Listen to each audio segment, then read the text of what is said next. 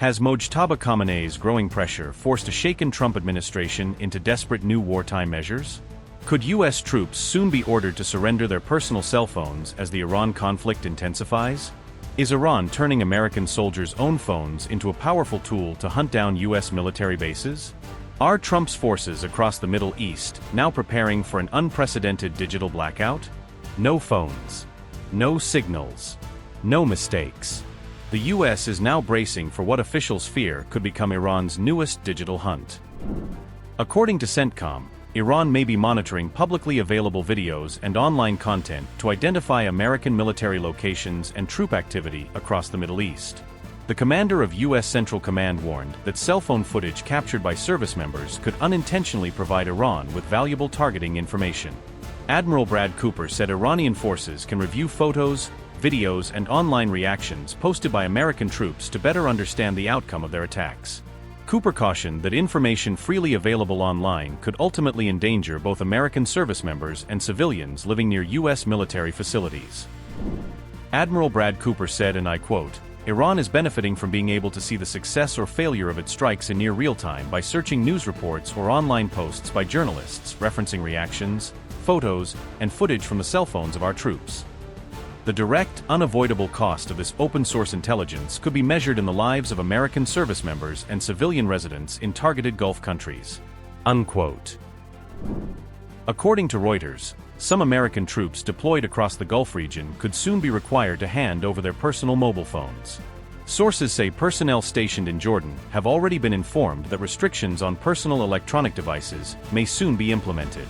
Officials familiar with the discussions say any restrictions would be introduced solely to strengthen operational security during the ongoing conflict. CENTCOM stressed that Admiral Cooper's memo served as a broad reminder urging troops to remain vigilant about operational security. The U.S. military has not officially confirmed reports suggesting a region-wide order requiring troops to surrender personal phones. The reported measures come as Washington attempts to reduce information leaks, while military tensions with Iran continue to escalate.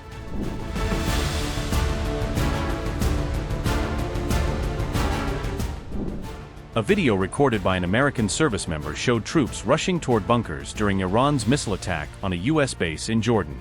According to Admiral Cooper, the footage was reportedly recorded using Meta smart glasses equipped with an integrated camera. The video captured American personnel taking shelter inside a bunker moments after the missile attack began. Cooper warned that videos like these may provide Iran with valuable information that could improve the planning of future attacks. The latest warning comes shortly after the United States launched retaliatory strikes following Iran's reported surprise missile attack on July 28.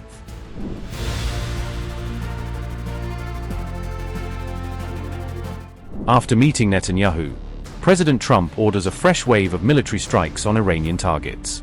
Donald Trump ordered U.S. Central Command to launch fresh airstrikes on Iran, escalating the confrontation and raising questions about what could come next in the ongoing conflict. U.S. Central Command statement read, and I quote, "U.S. forces began launching strikes against Iran at 8 p.m. Eastern Time today. The strikes are a powerful response to yesterday's attempted Iranian attacks on U.S. forces based in the Middle East." Unquote. The CENTCOM statement further read, and I quote, "At 10 p.m. Eastern Time on July 29th, U.S. Central Command forces successfully completed a heavy wave of strikes against Iran in response to yesterday's attempted missile attacks on U.S. forces. CENTCOM assets struck dozens of Islamic Revolutionary Guard Corps targets in Iran, including military command centers, missile and drone facilities, coastal surveillance and defense sites, and maritime capabilities. The strikes aimed to further diminish threats posed by Iran and its proxies to American forces, commercial shipping, and neighboring Gulf countries. On July 28th, IRGC forces launched multiple ballistic missiles from Iran in an attempted surprise attack on U.S. forces based in the Middle East. All Iranian missiles were successfully intercepted. More than 50,000 U.S. service members are currently deployed to the Middle East and remain highly vigilant, focused, lethal, and ready. Unquote. 3 explosions were reported on Qeshm Island, according to Iran's Tasnim News, raising fresh questions about the extent of damage caused by U.S. strikes. U.S. strikes reportedly targeted locations in Abadan, located in Iran's Khuzestan province, as military pressure continues to build across key areas. Additional U.S. missile strikes were also reported near Avaz, Shadgan, and Avandkana, expanding the list of locations affected in the latest wave of attacks. although an Iranian official did not provide details on possible casualties, leaving the extent of the damage and human impact unclear. This comes as Donald Trump's warning against Iran appears to have turned into the latest series of strikes, marking another major development in the growing confrontation. Washington says it's now America's turn to respond as tensions with Tehran spiral once again. On the attack, the drone attack on the LNG tanker off of Egypt, what can you tell us about that, and is there any indication it's Iran-related? Does it represent a Well, widening I'll give you a war? report. I've been briefed. It's a little more of the same, but it's going to be straightening out. It's going to be straightening out.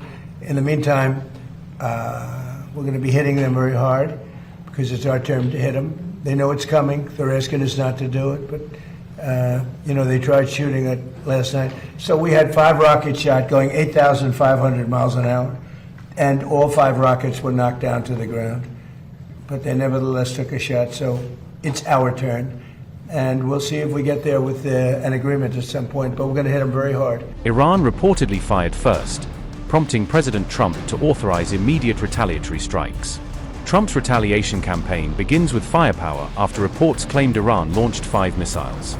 After what officials described as a surprise Iranian attack, Trump vowed, "We got to smack them," before ordering a military response. Under what scenario do you see Iran attacking U.S. installations and personnel overseas and you withdrawing? Or I don't see that. No, we're not. No, we're gonna hit them very hard. I mean, I can actually say that because there's very little they can do about it. It was a different group than we're dealing with. They've already apologized, but we got to smack them a little bit.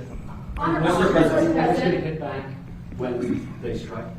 Will I always hit back? Yes. Pretty much. Yes. Mr. President, just want to put clarity on that, sir. Is that in response to the attempted ballistic missile strike on Jordan last night? When you say it's our turn to hit back? Yeah, I think more so that, because it was another smaller event. But no, they sent 5 8,000-mile-an-hour missiles at us. And fortunately, we had our people operating the greatest equipment in the world, namely the Patriot system. Think of it, 5 missiles going 8,600 miles an hour, big ones, coming right at us, and all 5 were shot down. How about that, right? Pretty good. Nobody else could do that but us, yeah.